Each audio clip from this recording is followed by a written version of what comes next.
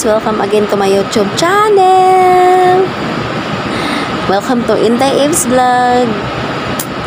So, kumusta na kayo mga ka-Inday? Sana nasa mabuti po kayong kalagayan.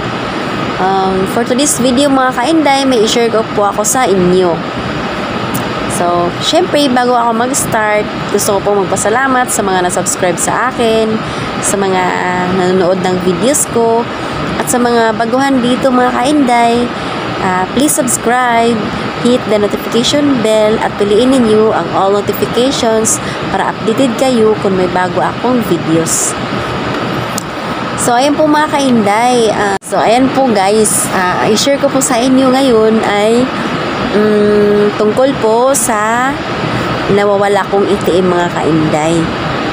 So, sa mga ka-OFW ko dito sa Tainan mga ka-Inday, sa Taiwan, tuturuan ko po kayo kung anong gagawin ninyo kung mawawala ang inyong ATM nyo dito sa Taiwan guys.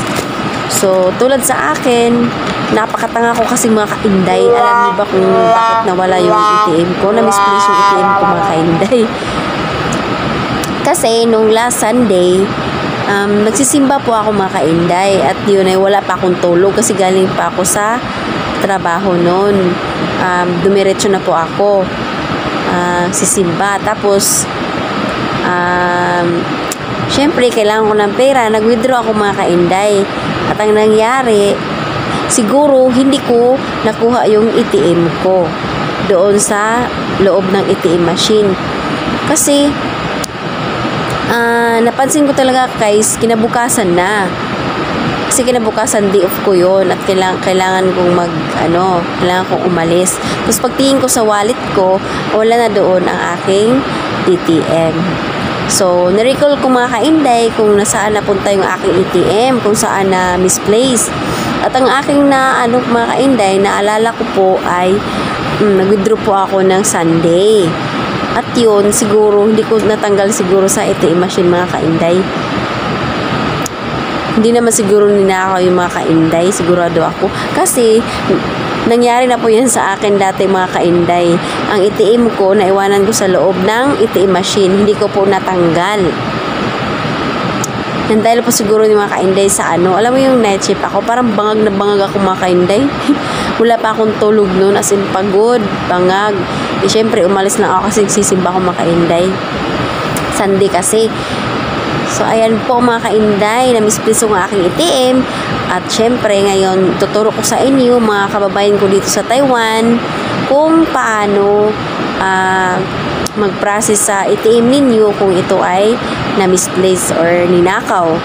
So, syempre mga ka-Inday, ang una po ninyong gawin ay pupunta po kayo sa main bank mga ka-Inday. Yung branch sa nyo, sa ATM ninyo, sa main branch, puntahan po ninyo mga ka-Inday.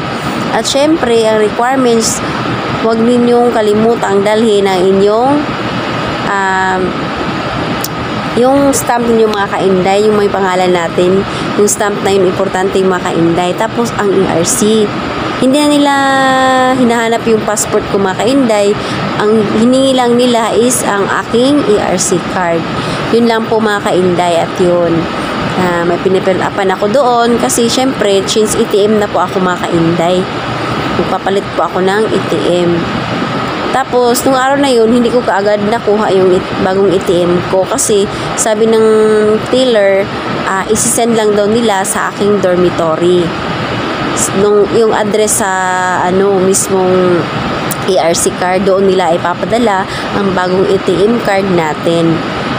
At tapos, mga ilang days ba yun? Mga 5 days mga ka-Inday, na-receive ko na po ang aking ATM mga ka-Inday.